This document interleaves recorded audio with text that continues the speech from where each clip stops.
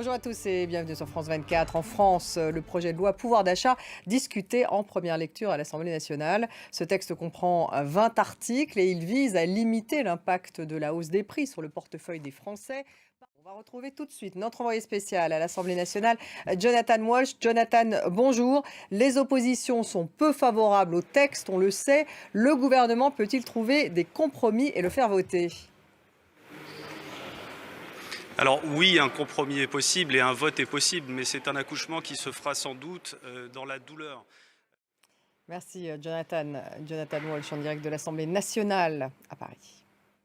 Toujours en France, 5000 personnes sont évacuées en Gironde alors que plus de 14 000 hectares ont déjà été brûlés par deux feux qui ravagent depuis 7 jours la région. 1700 pompiers sont mobilisés sur ces deux fronts. 12 sapeurs-pompiers ont déjà été légèrement blessés.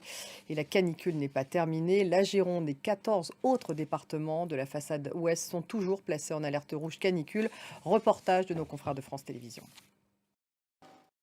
Emmanuel Macron a accueilli à l'Élysée le président des Émirats arabes unis, Mohamed Ben Zayed Al Nahyan. Et malgré les conséquences de l'inflation sur les économies européennes, les ministres des Affaires étrangères devraient se prononcer sur le maintien de leur soutien financier et militaire à l'Ukraine. On en parle avec Virginie Hertz qui m'a rejoint sur ce plateau. Virginie, bonjour. Bonjour.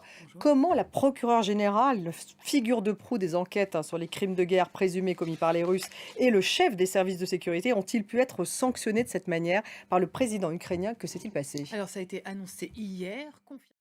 Merci Virginie.